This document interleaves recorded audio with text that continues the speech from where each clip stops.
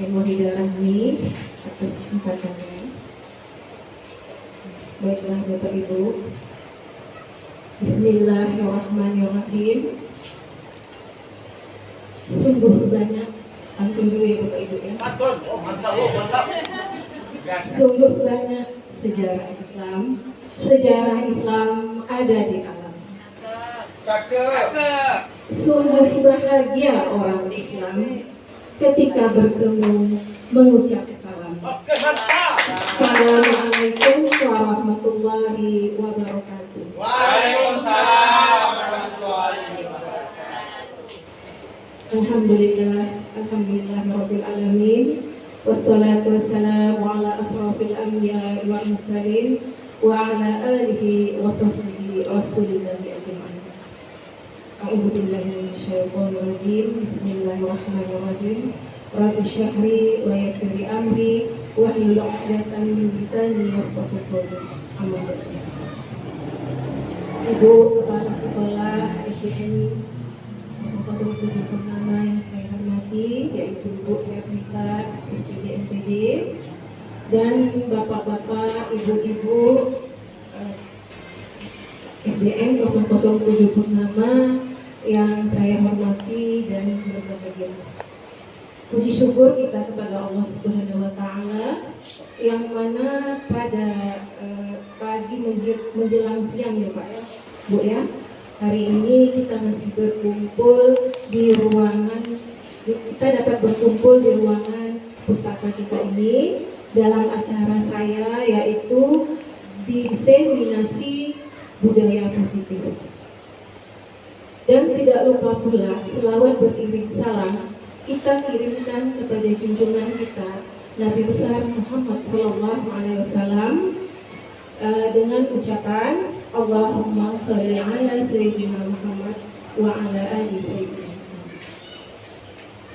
Dengan memperbanyak salawat, mudah-mudahan kita mendapat syafaat dari beliau di yaumil musabbah. Amin. Amin ya rabbal alamin. Baiklah Bapak Ibu, pada pagi menjelang siang hari ini kita mengikuti acara diseminasi budaya positif. Ini adalah acara saya ya Bapak Ibu ya. Saya mengucapkan ribuan terima kasih kepada kepala sekolah Ibu Ermita yang mendukung, memotivasi saya sehingga acara ini bisa berlangsung. Alhamdulillah ya Bu ya. Dan saya juga mengucapkan terima kasih banyak kepada bapak-bapak, ibu-ibu semuanya di sela-sela kesibukan telah menyempatkan waktunya untuk acara saya, yaitu acara diseminasi budaya positif. Terima kasih banyak ya Bapak Ibu. Dan saya sampaikan juga ya Bapak Ibu, saya berdiri di sini, saya bicara di depan di sini, bukan saya orang hebat ya Bapak Ibu ya. Saya sama-sama belajar. Saya sekarang ini masih dalam proses belajar dan kita sama-sama belajar ya Bapak Ibu ya. Dan saya sampaikan juga, saya bukan menggurui, cuman saya hanya untuk mendiseminasikan atau mensosialisasikan budaya positif yang dimana ini ilmunya saya dapati dari pendidikan CGP saya di modul 1.4. Ini Bapak Ibu saya belajar lebih kurang 2 minggu. Tujuan saya untuk melaksanakan sosialisasi diseminasi budaya positif ini adalah yang pertama, ini memang untuk persyaratan saya Bapak Ibu ya, untuk aksi nyata saya modul 1.4. Yang kedua, tujuan saya untuk menyampaikan ini kedepannya Bapak Ibu sama-sama insya Allah kita kedepannya melaksanakan ini ya Bapak Ibu ya, yang akan saya paparkan nanti berkolaborasi kita bersama-sama Bapak Ibu, insya Allah kita dapat melaksanakannya bersama-sama demi kemajuan sekolah kita ini ya Bapak Ibu ya.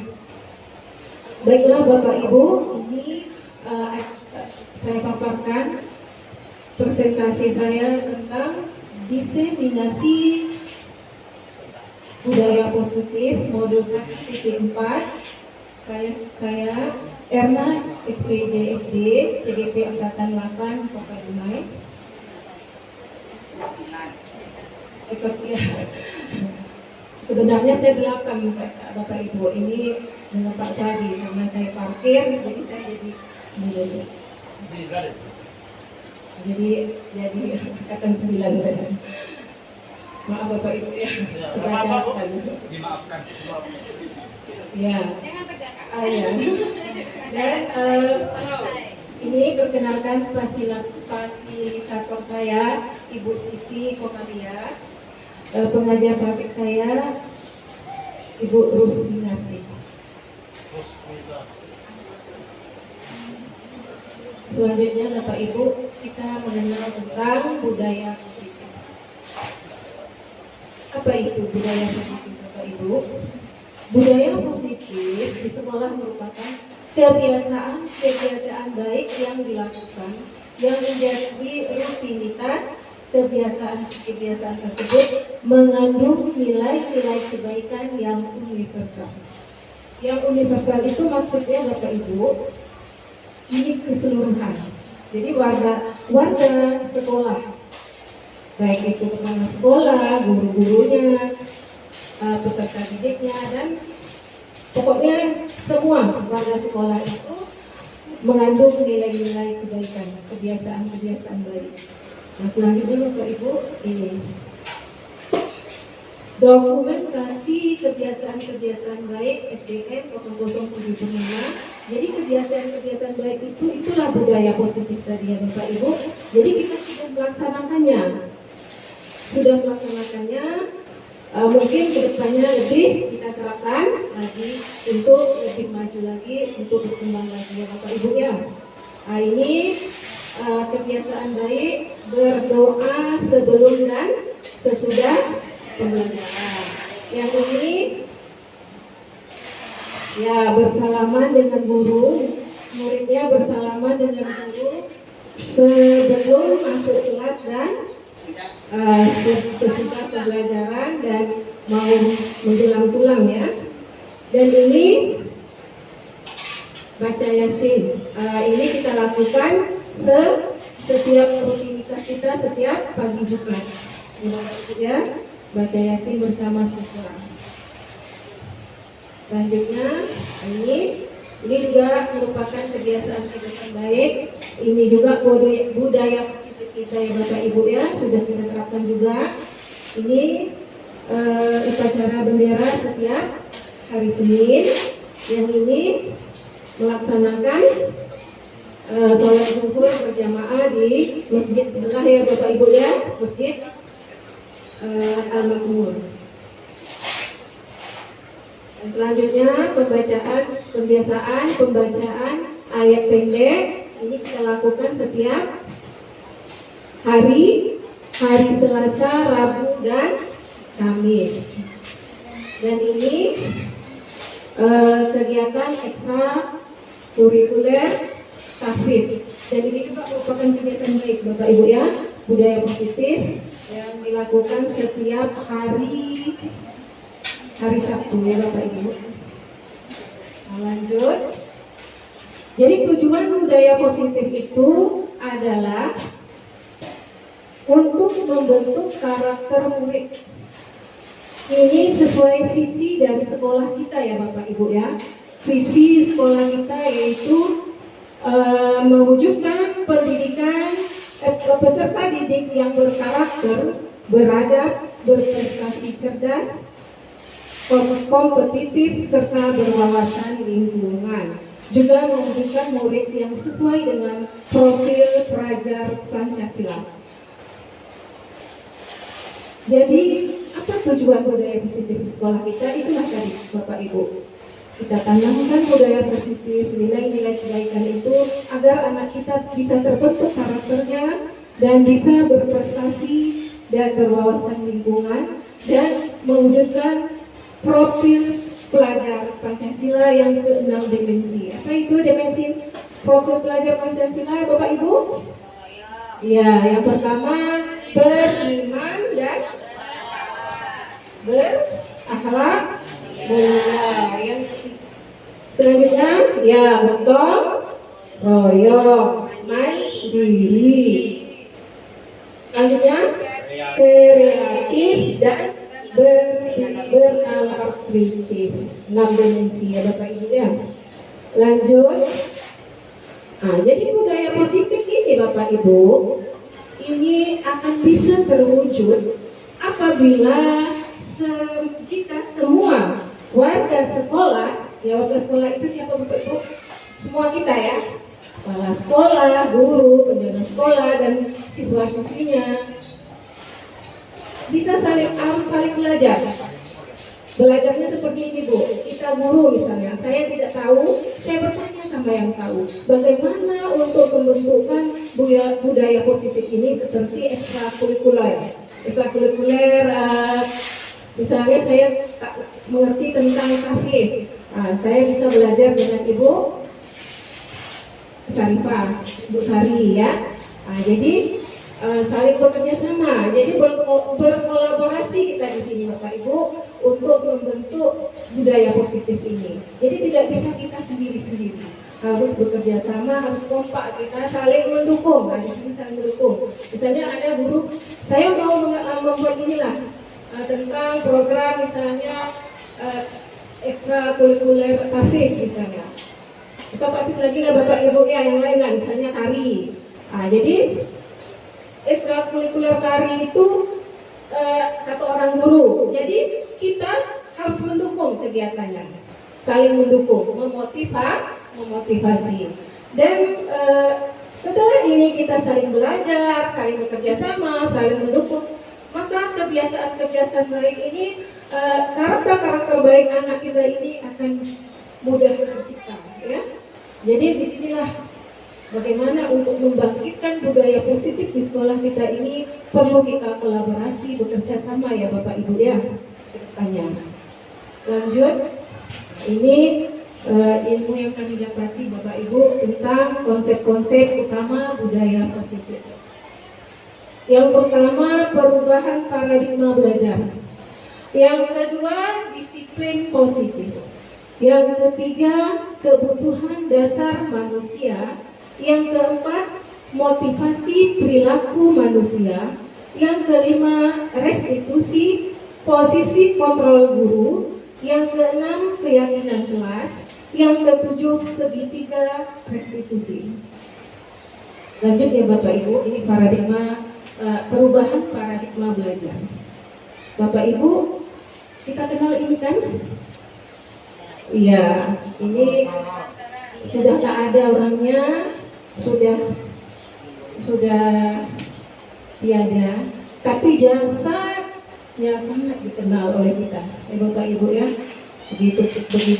Begitu berjasa dia dengan pendidikan di Indonesia. Dalam filosofi Bapak Ki Hajar Dewantara ini, dia mengatakan pembelajaran itu harus berpihak pada murid. Pendidikan yang menuntun sesuai kodrat anak agar mereka bisa selamat nantinya sebagai manusia individu maupun sebagai anggota masyarakat, itu makhluk sosial. Yang kedua, pendidikan itu harus melihat kodrat dan kodrat zaman. Jadi kita lihat di sini, jadi kita harus berubah. Saya ini Bu ya, bukan saya mengatakan Bapak Ibu, saya selama ini saya ya mengajarnya seperti teacher center, murid setengah kata saya. Rupanya Bapak Ki Hajar ini membuka mata kita Bapak Ibu, salah sebenarnya. Begitulah dia berkata ya. Jadi pembelajaran itu harus berpihak pada murid. Jadi sebelum kita melakukan pembelajaran Bapak Ibu, kita harus kenali apa sebenarnya kebutuhan murid. Jadi selama ini kita kan, anak-anak Ibu buka buku, lihat Ibu, jangan tak lihat, jangan tak memperhatikan, nanti guru nggak ngerti. Rupanya paradigma seperti itu harus kita tinggalkan. Jadi itulah sekarang namanya pembelajaran diferensiasi, pembelajaran yang melihat sesuai kebutuhan murid. Jadi pendidikan melihat kodrat alam dan zaman, iya. Kenapa harus melihat modern alam dan zaman? Karena tidak mungkin kita yang duduk di bumi Melayu ini kita bawa budaya Jawa, Bapak Ibu ya. Bingung nggak? Jadi kalau kita di Melayu ini budaya kita apa? Pantun misalnya kan. Apa lagi? Nah, yang kita di sini tinggalnya di daratan rendah. Tak mungkin kita belajarnya di dataran tinggi ya, gunung-gunung. Mana gunung Bu kata murid kan? Saya tak pernah lihat gunung di tempat kita lihat ada gunung Bu. Jadi kita harus sesuai nih kodrat alam kita. Jadi anak-anak kita banyak bapaknya nelayan, berarti kita kaitkan pembelajaran dengan nelayan, ya, menangkap ikan. Dan kodrat zaman. Bisa kita lagi mengajar seperti kita yang dulu Bapak Ibu, zaman kita yang tahun saya lahir 80-an. Jadi tahun 80-an kita belajar belum ada IT ya Bapak Ibu ya. Sekarang IT dah berkembang, teknologi. Anak-anak kecil segini aja udah pandai main HP, udah tahu dia bagaimana hidup HP. Jadi kita harus bagaimana memanfaatkan teknologi itu supaya anak-anak kita ini belajar menggunakan teknologi sesuai zamannya. Ya anak ibu, ya bapak-bapak ibu-ibu ya. Iya Bu. Tidak bisa lagi kita mengajar pada seperti zaman kita dulu. Jadi itulah makanya pendidikan sekarang ini Harus sesuai dengan zaman. Ya sudah dinamis. Ya benar Pak Adi, benar sekali. Pendidikan kita sudah dinamis. Jadi kurikulum sudah berganti-ganti. Kemarin K13, sekarang sudah. Karena apa? Karena pendidikan itu memang harus seperti itu, Bapak Ibu. Harus sesuai zamannya. Harus sesuai zamannya. Jadi selanjutnya perubahan paradigma belajar. Dalam membangun budaya positif sekolah, pembelajaran yang dilakukan pembelajaran berpihak pada murid yang tadi Bapak Ibu ya. Dalam filosofi Ki Hajar Dewantara yaitu pendidikan yang menuntut tumbuh kembangnya murid agar mereka akan menjadi manusia yang selamat, bahagia sebagai diri mereka individu dan mereka sebagai anggota masyarakat. Ini mereka ini maksudnya sudah dewasa Bapak Ibu. Pembelajaran itu kodrat yang ada pada diri mereka kita kembangkan. Apa bakat dia yang kita kembangkan sehingga nanti dewasa dia terarah dan dia akan menjadi manusia yang bahagia selamat.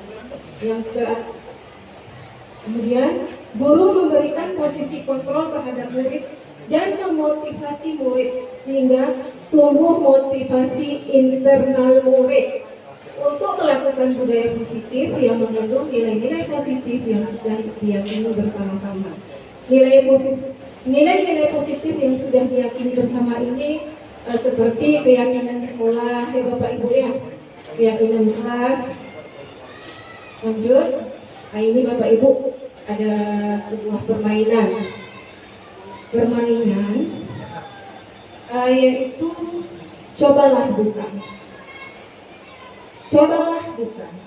Dua orang yang berpasang-pasangan, si A menggenggam sesuatu yang rahasia. Si B berusaha dengan membujuk, merayu, bahkan mengancam si A. Agar si A mau membuka genggaman, coba si B ini tadi merayu. Jadi si A yang menggenggam, si B merayu. Coba Bapak Ibu seandainya ibu jadi si A, gimana? Apakah ibu mau membuka genggaman itu? Buka ya, buka. Nanti ibu kasih permen. Gitu. Atau buka ya, buka. Kalau tidak buka, nanti ku cubit. Nanti ku jewer. Ancaman. Gimana? Mau buka atau tidak Bapak Ibu? Tidak. Ada lagi? Ibu Ita tidak. Pak Haji? Boleh. Sangat boleh Pak Haji. Bukalah Pak Tasun. Anak di sini. Nanti saya kasih Pak Tasun duit 10.000. Kalau duit saya mau. Berarti Berarti Pak Tasun membuka dengan bermerayu, ya, dengan merayu, bukan mengancam ya. Kalau Pak Ibu Ida tadi ada? Tidak mau dia membuka. Tetap dengan sendiriannya. Iya, tetap sendiriannya. Ini rahasia ini loh.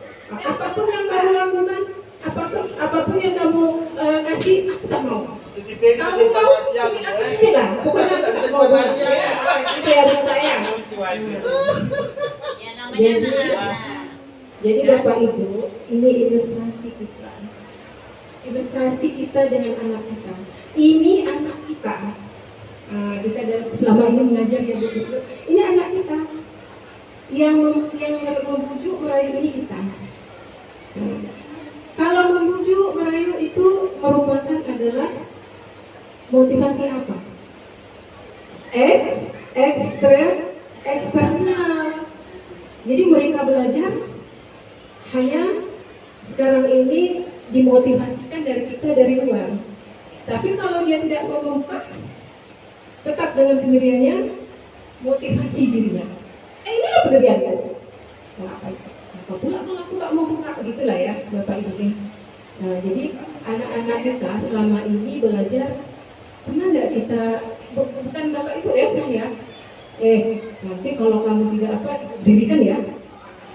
Jadi paradigma seperti itu Bu, kalau bisa kita hilangkan.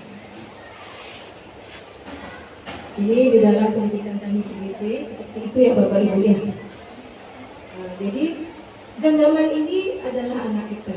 Selama ini kita kan, nah duduk ya yang rapi. Lihat ya Ibu. Kalau tidak lihat, nanti dirikan macam mana. Atau duduk ya nak, nanti Ibu kasih nomor kalau kamu duduk yang rapi. Lihat Ibu. Berarti itu motivasi eksternal. Kalau seandainya dia belajar dengan hatinya yang sendiri, dengan keinginannya sendiri, dengan merasa, belajar itu penting. Nilai yang terkandung dalam belajar itu sangat baik. Berarti motivasi internal dalam dirinya. Jadi kita sebagai guru ini memang tidak mudah. Tapi setidak-tidaknya motivasi inilah yang kita bangkitkan sama murid kita. Ayo Bapak Ibu, udah lemes kayaknya ya. Kita ice breaking dulu ya Bapak Ibu ya. Fokus Bapak Ibu. Ice breaking. Ayo. Nanti kalau saya bilang selamat pagi, tepuknya 1. Selamat siang, tepuknya 2. Selamat malam, tidak tepuk ya Pak Tasun.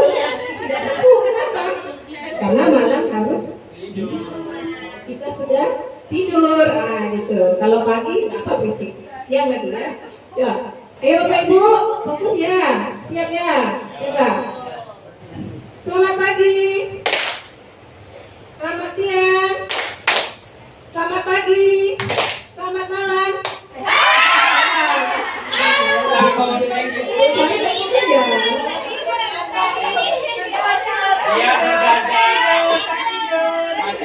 Banyak tugas sekolah yang dikerjakan bisa lipat tuh Bapak. Iya, tadi dia cerita anaknya kemana tadi Bu? Ibu ada cerita tadi anak sakit ya? Oh mamanya. Terima kasih ya. Terima kasih Bu kami masih menyempatkan diri ya. Dan kita lanjut ya Bapak Ibu ya. Nari-nari atau apa? Konsentrasi. Nanti kalau nari nanti ya Bapak Ibu. Nanti saya minta tolong sama Ibu kuliah mungkin Ibu kuliah kali ini. Ayo kuliah banyak. Iya. Sekarang nanti dulu ya Pak Adi. Nanti tak selesai nggak materi saya nih Pak Adi. Selesai. Coba selanjutnya, menurut Dr. yang mengajar beberapa miskonsepsi tentang makna kontrol, yaitu miskonsepsi ini maksudnya salah kita ya, salah konsep kita selama ini. Ilusi guru mengontrol murid maksudnya ya maaf. Ilusi guru mengontrol murid ya murid. Jadi Jadi guru ini dia mengontrol murid ini, maksudnya selama ini itu tadi, anak-anak ibu, kamu seperti ini, kamu seperti ini. Jadi itu tidak bagus. Sebenarnya muridlah mengontrol dirinya sendiri dalam belajar agar tercipta ketenangan. Berarti ada tumbuh motivasi internal dalam dirinya. Oh, saya harus belajar ya, saya harus begini ya. Karena kalau belajar saya jadi pintar gitu. Tidak disuruh dulu, tidak dipaksa-paksa dulu sama gurunya. Jadi muridlah mengontrol dirinya sendiri. Yang kedua, bahwa semua penguatan positif dapat efektif dan bermanfaat. Maksudnya efektif dan bermanfaat itu adalah begini. Kamu nak belajar yang rajin agar kamu bisa mengalahkan si A tadi. Misalnya kawannya ada yang ranking 1. Kamu harus rajin belajar agar kamu ranking saja, bisa mengalahkan dia. Sebenarnya itu tidak baik Bapak Ibu ya. Nah, jadi kita merasa penguatan positif itu dapat efektif dan bermanfaat. Tidak. Yang ketiga, ilusi bahwa kritik yang membuat orang bersalah itu dapat menguatkan karakter. Nah, orang yang membuat bersalah seperti ini Bapak Ibu. Aduh nak, ibu udah capek loh nak. Kok kamu masih juga seperti ini? Malas, main di kelas. Berarti anak itu dia merasa dirinya bersalah. Dan di sini juga tidak bisa tidak bagus untuk menguatkan karakter anak. Yang terakhir, ilusi bahwa orang tua memiliki hak untuk memaksa. Nah, jadi selama ini mungkin kita saya guru ya, kamu harus ikut kata saya. Berarti itu juga tidak benar. Itu miskonsepsi. Selama ini konsep yang pernah kita salah. Jadi kita mengajar anak itu harus benar-benar kita perhatikan apa kebutuhan anak. Bukan kita memaksa. Bukan artinya guru center, tetapi teacher center, tetapi harus student center. Selanjutnya Bapak Ibu, disiplin positif. Jadi makna disiplin ini, kalau ini saya mau tanya lagi ya Bapak Ibu ya, Ibu Win, Ibu Herina lah. Kalau positif itu apa ya Bu?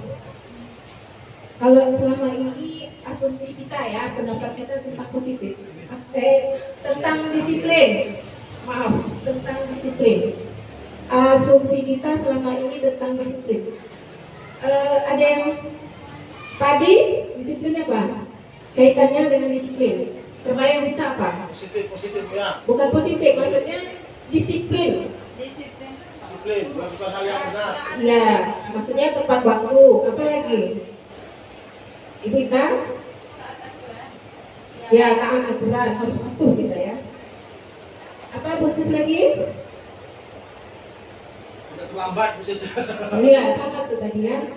Aturan, tepat waktu. Ya, terbayang sama kita, ya hukuman ya Bapak Ibu ya. Kalau tak disiplin nanti kita hukum, gitulah kan. Jadi selama ini kita mengatakan bahwa disiplin itu harus patuh ya, harus taat. Jadi kalau di sini dalam budaya kita makna disiplin itu menjadi sesuatu yang dilakukan seseorang pada orang lain untuk mendapat kepatuhan. Kepatuhan, kita cenderung menghubungkan kata disiplin dengan ketidaknyamanan. Iya nggak Bu selama ini? Saya nanti, kenapa saya nanti begini-begini?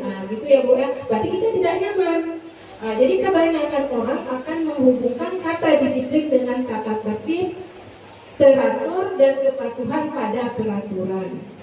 Kata disiplin juga sering dihubungkan dengan hukuman.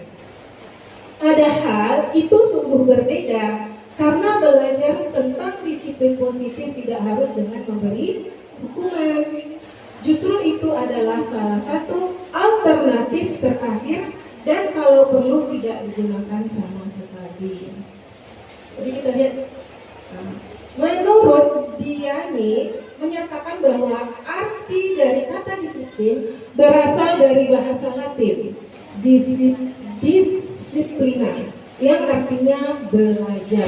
Jadi disiplin itu adalah belajar. Kata disipline juga berasal dari akar kata yang sama dengan disiplin atau murid pengikut. Untuk menjadi seorang murid atau pengikut seseorang harus paham betul alasan mengapa mereka mengikuti suatu aliran atau ajaran tertentu. Sehingga motivasi yang terbangun adalah motivasi intrinsik, bukan ekstrinsik, motivasi dari dalam. Jadi kalau sudah dengar kata disiplin, harus kita bangkitkan dari dalam, tidak dari luar. Selanjutnya, disiplin diri dapat membuat seseorang menggali potensinya menuju kepada sebuah tujuan, suatu yang dihargai dan bermakna.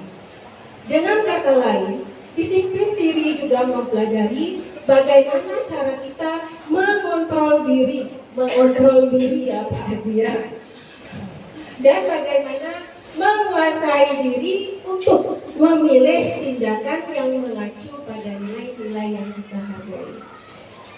Jadi disiplin itu sebenarnya kita belajar dan harus kita tumbuhkan dari motivasi kita sendiri untuk mentaati disiplin itu, peraturan itu, ya Bapak Ibu ya.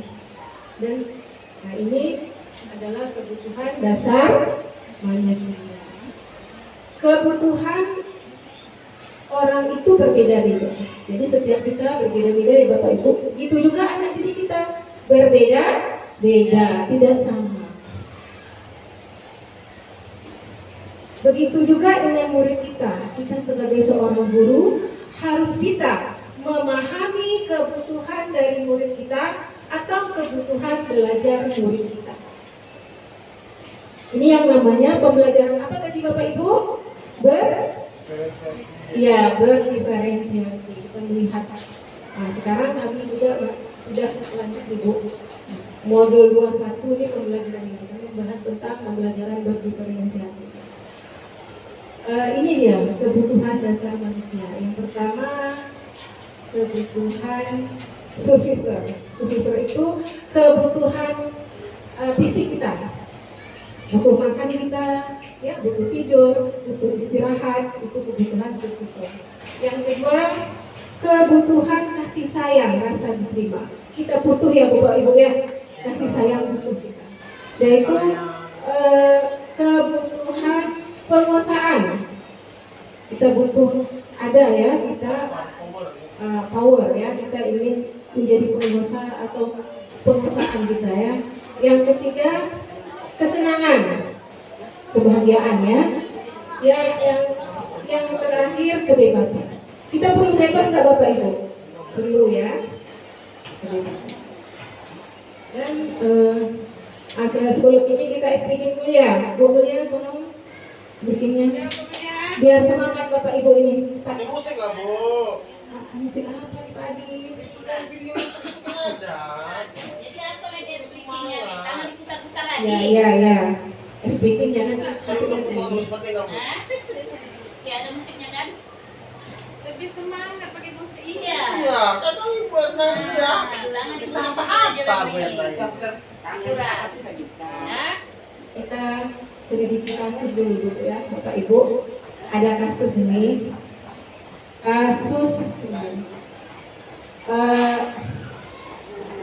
Bu Nani adalah guru kelas 5B SDN Negeri 1 Kencana.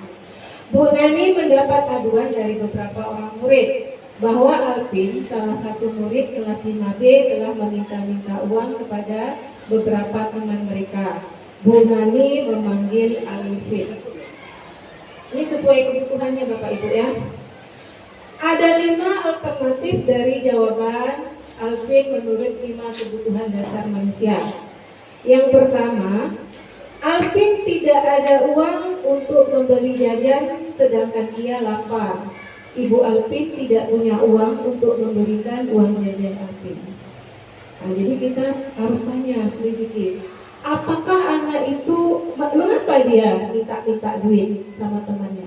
Bisa jadi mungkin dia tidak punya uang jajan. Nah, selama ini ibunya tak pernah kasih dia jajan. karena mungkin tak punya uang.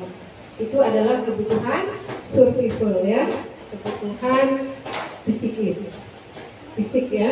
Yang kedua, Alvin ingin diperhatikan oleh Bu Nani. Jika meminta uang jajan kepada temannya, tentu Bu Nani akan memperhatikannya. Berarti ini kebutuhan, ya kasih sayang, diterima ya, rasa ingin diterima. Yang ketiga, dengan meminta uang pada temannya, Alvin merasa berkuasa karena teman-temannya takut kepadanya. Karena takut temannya kepadanya, mereka memberikan uang kepada Alvin. Berarti ini kebutuhan apa? Bapak Ibu? Kebutuhan penguasaan. Dia ingin menjadi kuasa, menguasai temannya. Minta jajan, berarti temannya takut sama dia. Yang keempat, Alvin merasa senang saja dengan meminta uang kepada teman-temannya. Akan kesal, temannya kan akan kesal. Melihat temannya kesal, Alvin merasa senang. Ada anak seperti itu, Bu ya? Diganggunya temannya nangis, suka dia. Berarti ini kesenangan aja. Senang-senang aja, Bu, ya kan? Yang kelima, Alvin merasa memperoleh suatu kebebasan karena dia bisa meminta uang sama teman-temannya, tidak hanya kepada orang tuanya. Jadi bebas dia. Berarti ini kebebasan. Kebutuhan bebas, dia ingin bebas, tidak hanya sama orang tua, dia bisa juga minta sama temannya. Dan lanjut ya Bapak Ibu, motivasi perilaku manusia. Motivasi perilaku manusia inilah di sini Bapak Ibu pembelajaran yang sangat menjadi terkesan bagi saya ya. Selama ini kita dengan murid kita hanya motivasi eksternal Bapak Ibu. Ini yang dua. Kita memberi hukuman dan memberi penghargaan. Anak Ibu, nanti kalau kamu dapat ranking 1, Ibu kasih beli buku. Berarti eksternal. Sama anak pribadi kita juga sering kita gitu Bu ya. Hukuman. Nanti siapa yang tak buat PR Ibu hukum ya. Sehingga dia tidak dari dirinya sendiri. Terpaksa. Jadi Bapak Ibu, bagaimana kita untuk menumbuhkan ini? Untuk menumbuhkan internal ini, motivasi bagaimana untuk menjadikan orang itu mereka ingin dan menghargai dirinya sendiri dengan nilai-nilai yang mereka percaya. Bagaimana ini Bapak Ibu? Tentunya kita dengan strategi-strategi kita ya Bapak Ibu ya. Bagaimana mereka itu bisa menghargai nilai-nilai positif itu. Oh saya harus begini, saya harus belajar rajin, oh saya harus mematuhi peraturan. Gimana Bapak Ibu strategi kita? Tentunya kita sebagai seorang guru, kita yang mengasih contoh dulu, teladan dulu ya bagi anak didik kita. Dan bisa juga kita memberikan bimbingan ya, memberikan anak Ibu, kamu harus seperti ini, sehingga timbul merasa dirinya dari dalam dirinya, kesadaran diri. Paham ya Bapak Ibu ya? Jadi selama ini yang kita laksanakan dua, eksternal ini, hukuman dan penghargaan. Ini bukan saya mengatakan Bapak Ibu, saya juga ya Bapak Ibu. Kamu tak buat PR nanti nak. Jadi selama ini paradigma itulah yang harus kita rubah ya Bapak Ibu ya. Kita beri masukan, kita kasih contoh yang baik, bagaimana dia bisa mengikuti itu dengan kesadaran dirinya. Dan selanjutnya Bapak Ibu, restitusi posisi kontrol guru. 5 posisi kontrol guru menurut Dr. William Slazer, yaitu penghukum, pembuat rasa bersalah, teman, pemantau, dan manajer. Penghukum, pada posisi ini guru selalu memberikan hukuman bagi murid yang membuat kesalahan. Guru selalu berkata, jika kamu tidak berbuat, nanti ibu beri hukuman. Kamu telah melanggar peraturan, jadi hukumannya ini. Ada nggak seperti itu kita Bapak Ibu? Ada. Nah, kalau bisa Bapak Ibu kita hilangkan ya Bapak Ibu ya. Nah, saya juga nih Bapak Ibu sering. Jadi yang kedua by step by step gitu ya. Jadi penghukum itu bisa membuat anak tertekan. Yang kita memberi hukuman, anak belajar bukan dari dirinya. Nah, karena dia takut dihukum, dia berbuat. Oh saya buat PR nanti dihukum. Tapi tidak ada kesalahan diri. Oh saya buat PR saya supaya saya jadi anak pintar. Tidak ada seperti itu kan Bapak Ibu ya. Nah, yang kedua ini ya konsekuensi dari hukuman. Nampak Bapak Ibu? Biar kayak yang di atas nampak. agak besar kan? Ya atas ya.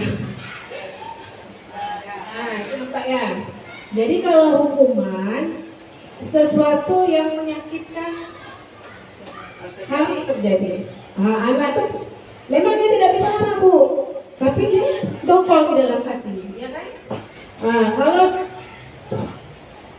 konsekuensi restitusi ini sesuatu yang harus terjadi. Kalau konsekuensi itu Bapak Ibu peraturan, nah, sudah kita sepakati.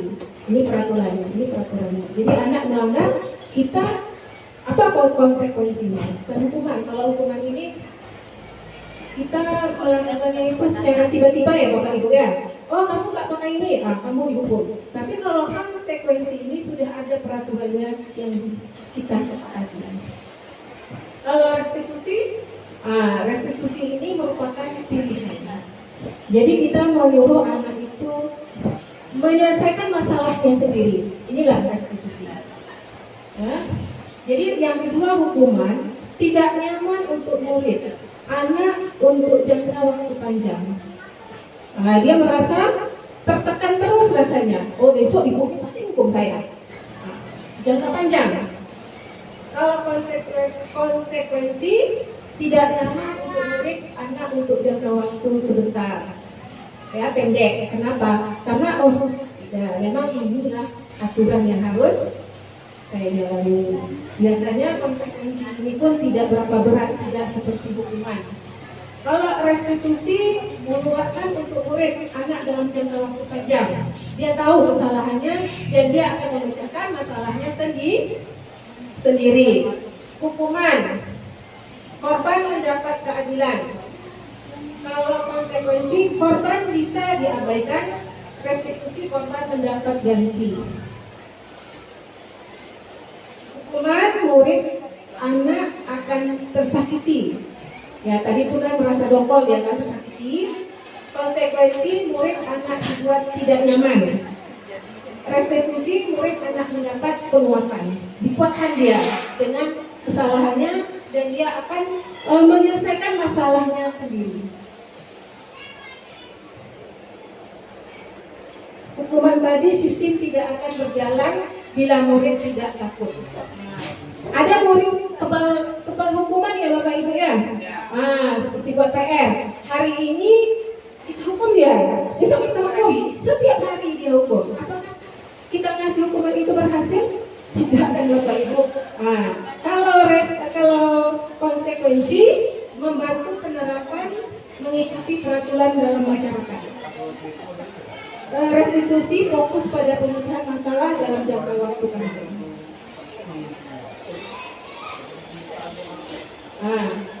Lanjut Bapak Ibu. Ini kita tidak boleh menghukum muridnya Ibu Erna. Iya. Bukan tidak boleh Pak Adi, karena di dalam penerapan langkah budaya positif ini kan Pak Adi juga ikut CDP kan. Kita harus menyampaikan, gitulah Bapak Ibu. Walaupun yang saya sampaikan ini mungkin bertentangan dengan kita, tapi setidak-tidaknya step by step itu kita seorang guru Bapak Ibu, tugas kita ini berat Bapak Ibu.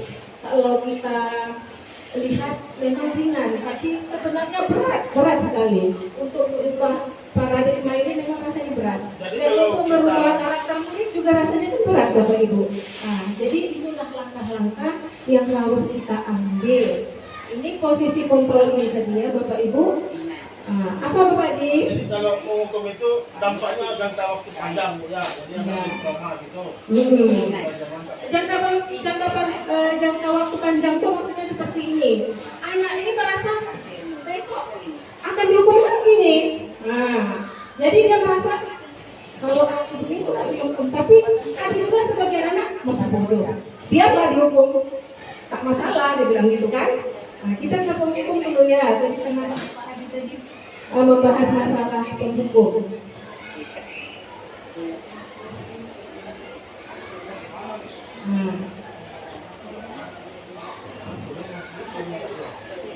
Jangka waktu panjang.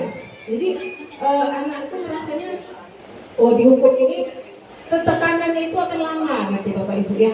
Besok dihukum lagi nih, dihukum lagi.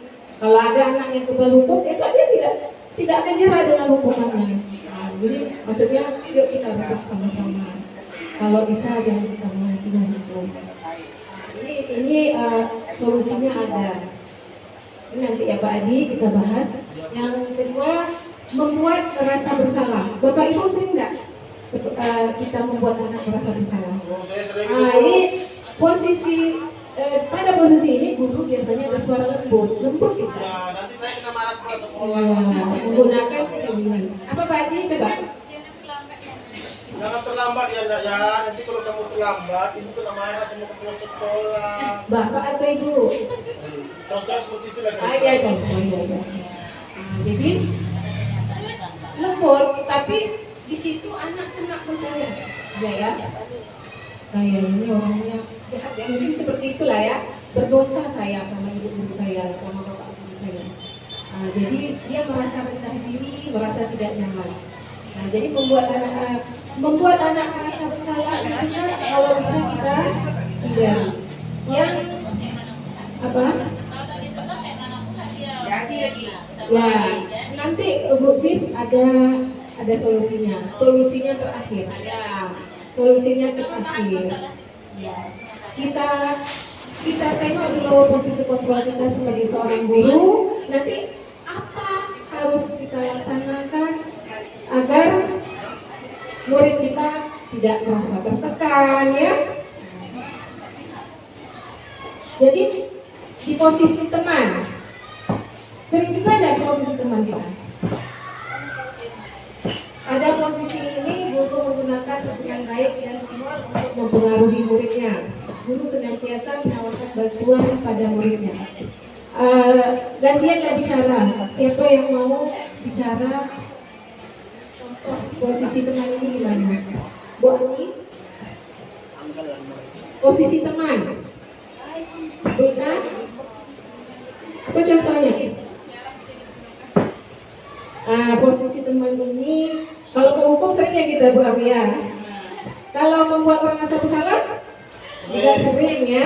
Buat anak kamu Nina sehat-sehat sampah dari tadi kayak ibu bilang itu yang mau kutip sampah kamu kira-kirakan. Itu merasa bersalah contohnya. Kalau teman ini Pak Adi ini rasa saya bisa nih. Ya Pak Adi? Saya lebih ke merasa bersalah. Oh merasa bersalah. Kalau teman?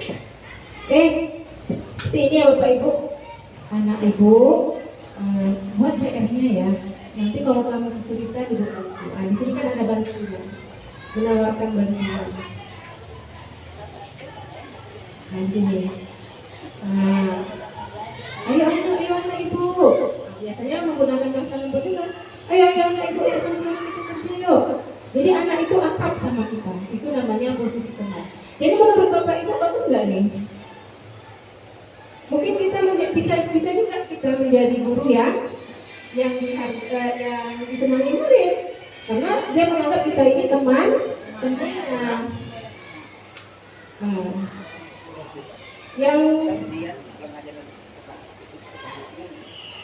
Pemantau. Kalau pemantau ini guru sering menggunakan catatan-catatan. Contohnya misalnya anak itu kalau kamu melakukan ini nanti nilai kamu berkurangi. Kamu telah membuat kesalahan sekian-sekian ya. Ini ada catatan ibu. Ini biasanya menggunakan PPT atau portofolio ya, catatan perilaku anak. Manajer, ini tadi yang ditanggapi tadi. Harusnya gimana kita sama anak kita? Kita tegur, kita sapa, tapi jangan menghukum ya Bapak Ibu ya. Kalau sudah tidak bisa kita tegur, sudah tidak bisa kita perbaiki, sudah tidak bisa kita pokoknya sudah bermacam-macam cara, itulah jalan terakhirnya hubungan. Ya Bapak Ibu ya. Posisi manajer ini, pada posisi ini guru mempersilahkan muridnya untuk mempertanggungjawabkan perilakunya, mendukung murid agar dapat menemukan solusi atas permasalahannya sendiri. Untuk lebih jelasnya lagi Bapak Ibu, ini ada bukan kasus. Atau kita expliking dulu. Expliking dulu ya Bapak Ibu ya. Tepuk satu. Selamat pagi. Selamat pagi. Selamat siang. Selamat malam. Selamat siang. Selamat pagi. Selamat malam. Pintar, fokus semuanya ya. Fokus walaupun ada siang ya Bapak Ibu ya. Fokus semuanya.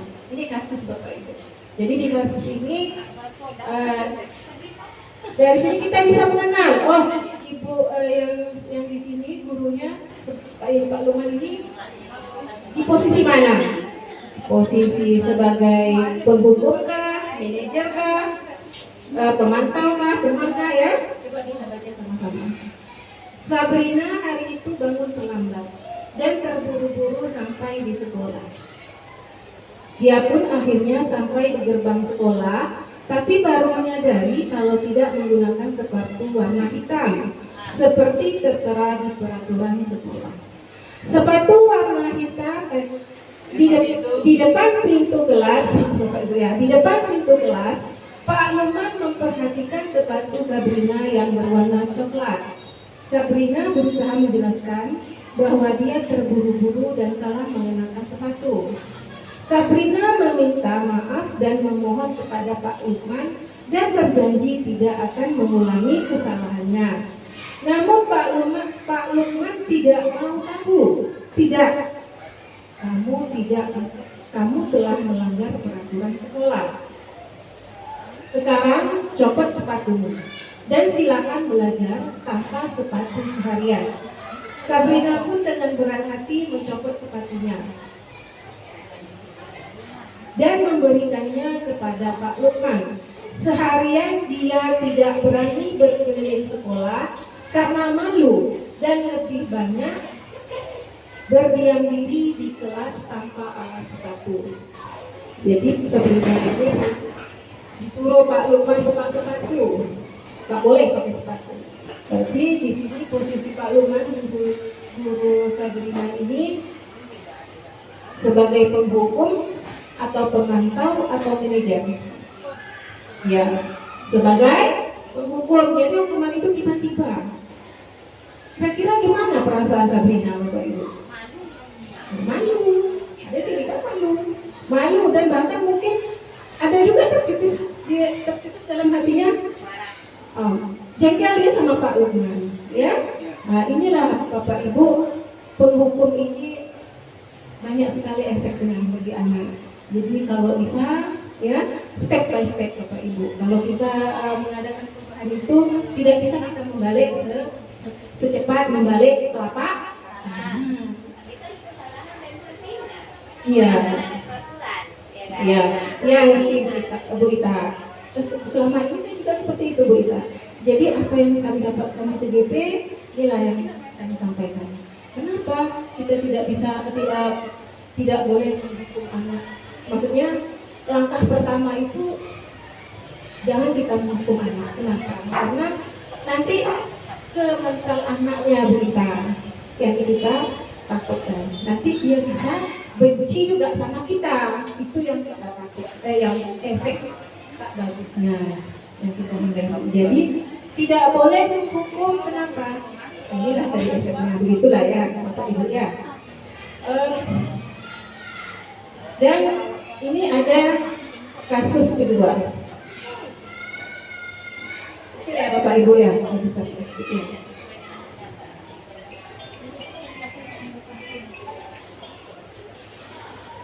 Ini kasus kedua. Kalau kasus kedua ini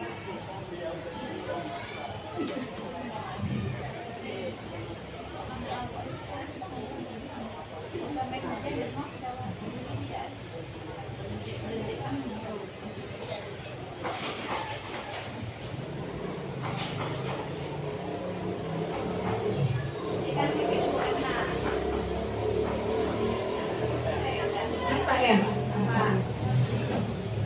Ini maaf Bu ya, salah ketik saya. Namanya salah kasus kedua ini. Anto dan Vino sedang bermain bersama di lapangan basket. Tiba-tiba terlibat dalam sebuah pertengkaran adu mulut. Vino pun menjadi emosi dan mengadakan kontak fisik, menarik kemeja Anto dengan kasar sampai 3 kancing baju Anto terlepas. Pada saat itu guru piket langsung melerai mereka dan membawa mereka ke ruang kepala sekolah.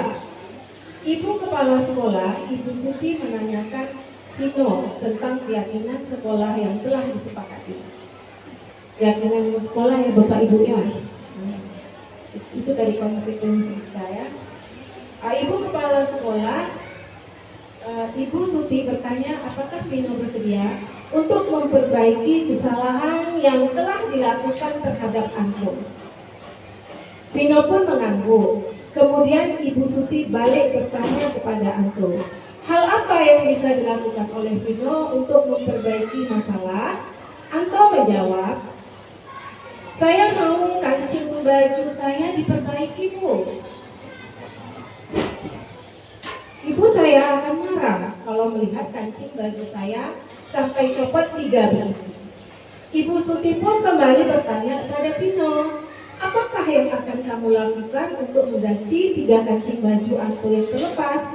Vino berpikir sejenak, namun menjawab, nggak tahu Bu, saya lem kembali mungkin ya Bu. Ibu Suti berpikir sebentar dan menanggapi, kalau dilem akan mudah terlepas kembali Vino. Bagaimana kalau kamu menjahit saja? Bersedia kamu? Vino tampak ragu-ragu dan menanggapi, menjahit? Mana saya tahu bagaimana menjahitnya. Ibu Suti meneruskan, apakah kamu bersedia belajar menjahit? Vino berpikir sejenak, memandang ke meja Anto dan menanggapi, yang mengajari siapa Bu? Dengan cepat Bu Suti menjawab, Pak Irfan, guru tata busana. Vino kembali diam sejenak, memandang ke meja Anto yang tanpa kancing. Akhirnya Vino mengangguk, tanda menyetujui, dan sepanjang siang itu Vino belajar menjahit dan memperbaiki kemeja Anto. Terakhir kali kedua anak laki-laki tersebut, Vino dan Anto, pada jam pulang sekolah, mereka sudah bercengkrama dan bersenda-gurau kembali. Ya Bapak Ibu ya, jadi dari kasus ini Ibu Suti ya, kepala sekolah di sini, seperti apa di sini posisinya? Dia menanyakan dulu masalahnya ya. Nah, setelah itu ditanggapi. Jadi sebaiknya kita di sini ya Bapak Ibu, posisi kita. Jadi menghukum itu mungkin alternatif terakhir bagi kita ya Bapak Ibu ya. Step by step Bapak Ibu. Tidak semudah kita membalik telapak tangan, tapi setidak-tidaknya kita terapkan ya ini Bapak Ibu ya. Jangan sampai kita menghukum anak lagi. Kita lah kalau kita dihukum sama kepala sekolah kita kan bawahan nih. Kepala sekolah kita menghukum kita, gimana kita Bapak Ibu? Nah seperti itulah anak kita Bapak Ibu ya kan? Nah mungkin menangis kita mau ya Bapak Ibu ya. Ya kan? Pak Adi, kalau diukur sama gelas kita kemana? Saya suka. Sakit hati, Bu. Begitulah anak-anak kita, Bapak Ibu. Mungkin dia ada rasa dongkol, rasa sedih. Hari ini kita hukum, besok zamannya kita, Allah ibu. Mungkin dia tidak bicara sama kita dalam hatinya. Ibu ini semalam kamu hukum aku. Sakit aku aku diri satu sebelah. Sampai ibu kan tegang. Memang Bapak Ibu? Ya, Bu. Mungkin masih terasa di hatinya. 1 minggu mungkin belum tuntas di hatinya Bapak Ibu. Itulah jangka panjang tadi. Karena efek kita mendukung tadi. Tapi kalau seperti ini, ada yang menyadari ya aku salah. Kayak gini kan? Si maaf Bapak Ibu. Siapa tadi yang mau salah di sini?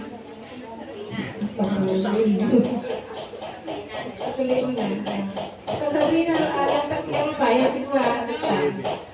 Nah ini.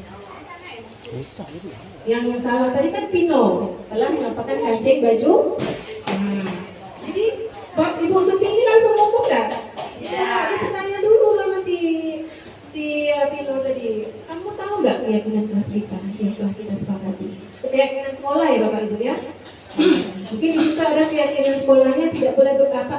Kalau keyakinan itu tidak menggunakan bahasa tidak ya Bapak Ibu ya, ada kata tidak. Di situ menggunakan bahasa positif. Atau menghargai sesama teman gitu ya. Tidak bisa keyakinan sekolahnya bahasanya seperti itu. Menghargai tidak Pinoy, tidak kan?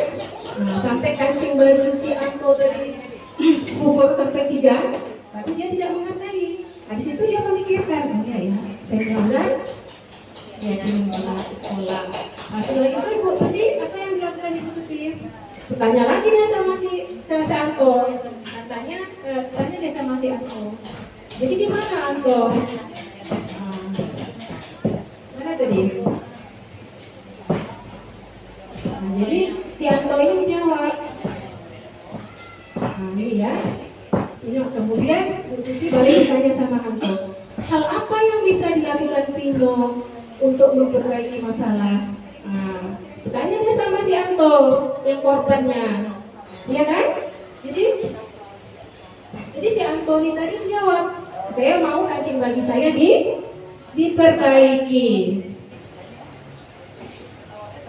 Saya ingin kancing baju saya diperbaiki, Bu, kan?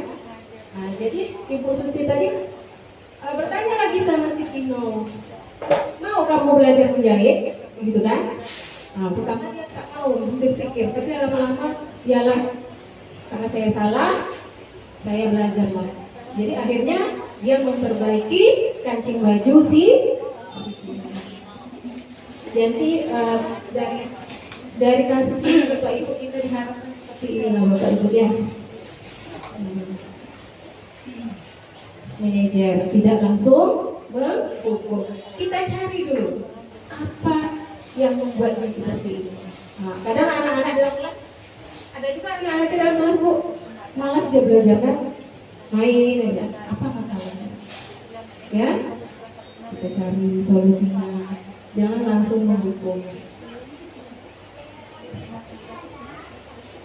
Nah ini ada keyakinan kelas ya Bapak Ibu ya. Keyakinan kelas udah kita terapkan ya Bapak Ibu ya. Setiap kita sudah ya membuat keyakinan kelas.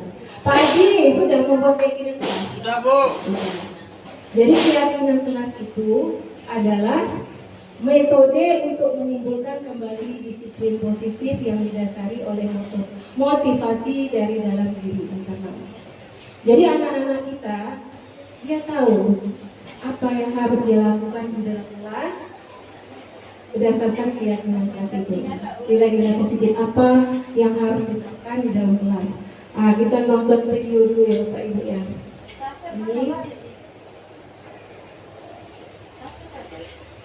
Ini sebelum saya menjelaskan ini kita nonton video ya Bapak Ibu. Ya Ibu. Video bagaimana kita kalau ini kan pembentukan keyakinan kelas dan keyakinan kelas, prosedur pembentukan keyakinan kelas.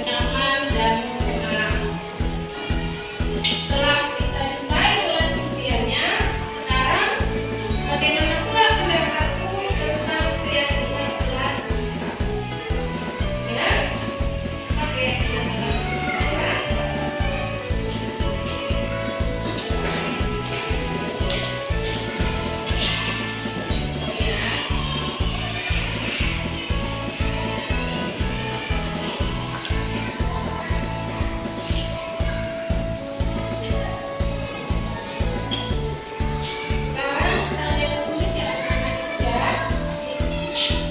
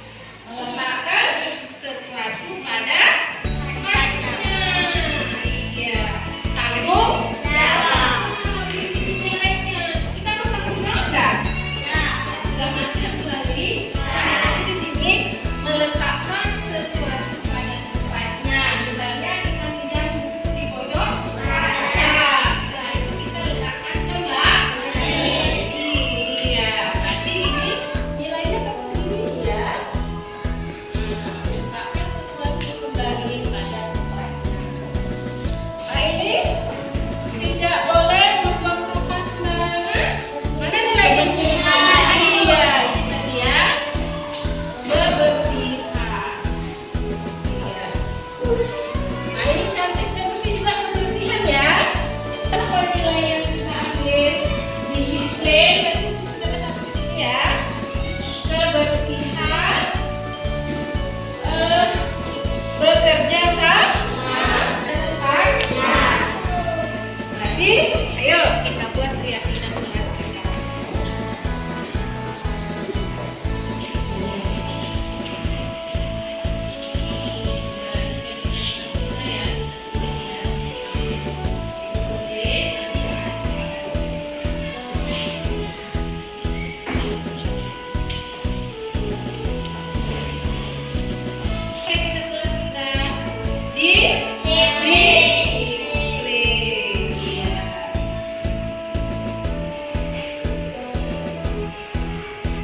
Yang kedua, selalu menjaga kebersihan.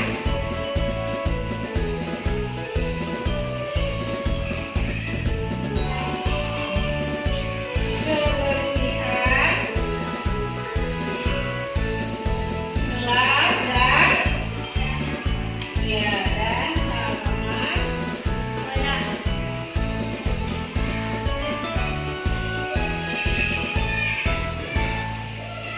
Yang ketiga, ya selalu saling bekerja sama dan bergotong. Iya.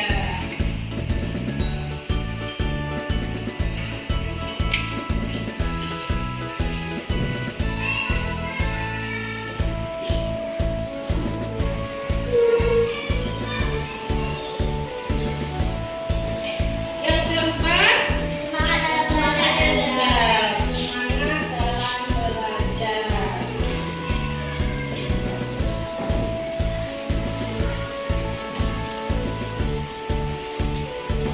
Terus yang kelima, ya nilainya tanggung jawab. Setelah meminjam, meletakkan lagi pada tempatnya.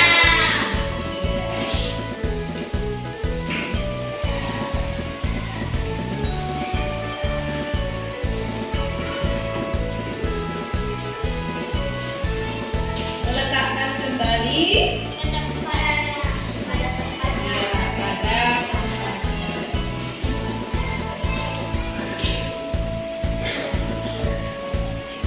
Coba ya. Udah yakin ini? Udah yakin? Yakin ya? Kalau sudah yakin ini keyakinan kelas kali nanti. Ayo kita baca sama-sama. Satu. Dua.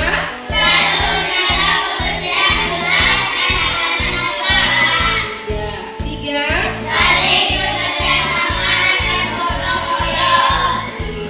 Empat.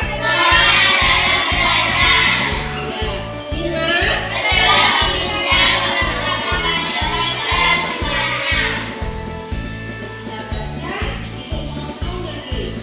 Tahu kan apa nilai-nilai tertentu dalamnya? Tahu kan? Kalau disiplin nilainya disiplin. Selalu menjaga kebersihan kelas dan halaman sekolah. Nilainya kebersihan. Nilai positifnya kebersihan. Kalau ketiga, saling bekerja sama dan bergotong royong. Nilainya iya bekerja sama. Yang keempat, semangat dalam belajar. Ya, nilainya apa? Ya, motivasi,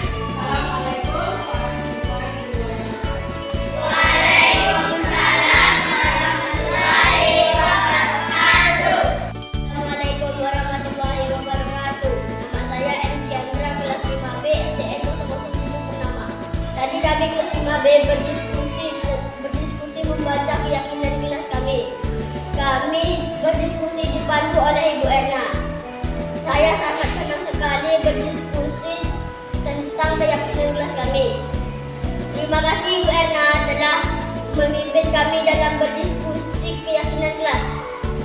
Assalamualaikum warahmatullahi wabarakatuh. Bismillahirrahmanirrahim. Assalamualaikum warahmatullahi wabarakatuh. Nama saya Mulia. Saya guru kelas 1A. Tadi saya juga mengikuti acara diseminasi budaya positif yang telah dipaparkan oleh Ibu Erna. Kami mengucapkan terima kasih kepada Ibu Erna atas ilmu yang telah diberikan, yaitu budaya positif. Apa yang disampaikan tadi sangat bermanfaat bagi kami. Semoga budaya positif dapat kita terapkan di sekolah kita ini dengan kita berkolaborasi dan motivasi yang tinggi, sehingga kita dapat lebih memajukan sekolah kita ini. Hanya itu yang dapat saya sampaikan. Saya akhiri. Assalamualaikum warahmatullahi